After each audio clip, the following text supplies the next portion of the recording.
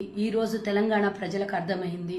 గతంలో బీజేపీ ప్రభుత్వం రైతుల నడ్డి విరగ్గొట్టి 4 నల్ల చట్టాలను తీసుకొని వచ్చి కేంద్రం నడిబొడ్డున కూర్చొని ధర్నాలు చేస్తున్నటువంటి రైతుల మీద ఏ విధంగా దాడులు చేసిండ్రో మనం చూసినాం. ఎంతమందిని పొట్టన పెట్టుకుందో మనం చూసినాం.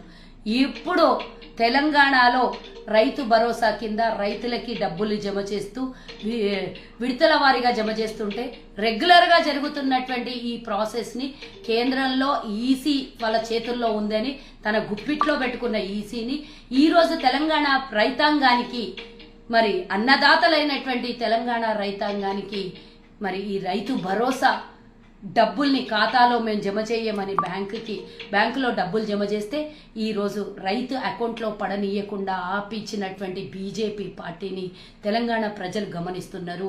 రైతును పొట్టన పెట్టుకొని నల్ల చట్టాలు ఏ విధంగా అయితే తీసుకొచ్చారో రైతు మీద ఏనాడు కూడా గౌరవము ప్రేమ లేనటువంటి మోదీ ప్రభుత్వాన్ని అందరూ ప్రజలు గమనిస్తున్నారు, రైతులు కూడా గమనిస్తున్నారు. ఈరోజు పేద రైతుకి చెందాల్సినటువంటి రైతు భరోసా డబ్బుని ఆపేసినటువంటి పాపం బీజేపీది. కాబట్టి తెలంగాణలో ఉన్నటువంటి యావత్ రైతాంగం కూడా ఒక్కసారి ఆలోచించండి.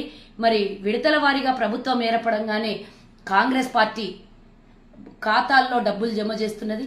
మిగతా డబ్బుని మేము బ్యాంకుకి ఈరోజు అంటే జరుగుతున్నటువంటి ప్రాసెస్ ప్రకారమే డబ్బుల్ని బ్యాంకులో జమ చేస్తే వాళ్ళ ఖాతాలో పడకుండా చేసి ఆపేసినటువంటి ఈ దరిద్రం ఏదైతే ఉందో బీజేపీకే. ఈ పాపమంతా బీజేపీదే.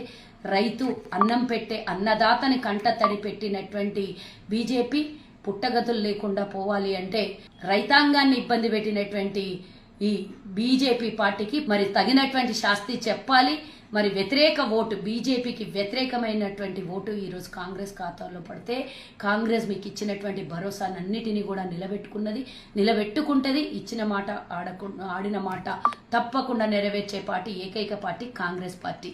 దయచేసి రైతాంగం అర్థం చేసుకోండి. 4 నల్ల చట్టాలను ఏ విధంగా అయితే ఇబ్బంది పెట్టి రైతులకి ఎంఎస్పీ కూడా ఇవ్వకుండా ఇబ్బంది పెట్టిందో అదే విధంగా రైతుల్ని మరి ఢిల్లీ నడిబొడ్డున చంపేసిందో ఈరోజు కూడా మరి తెలంగాణలో ఉన్న పేద రైతులకి మరి వాళ్ళ అకౌంట్లలో డబ్బులు పడకుండా ఈసీ వినియోగించి ఈసీని అడ్డం పెట్టుకొని ఖాతాని హోల్డ్ చేసి డబ్బులు పడనీయకుండా చేసినటువంటి వీళ్ళకి మీరందరూ కూడా గమనిస్తున్నారు.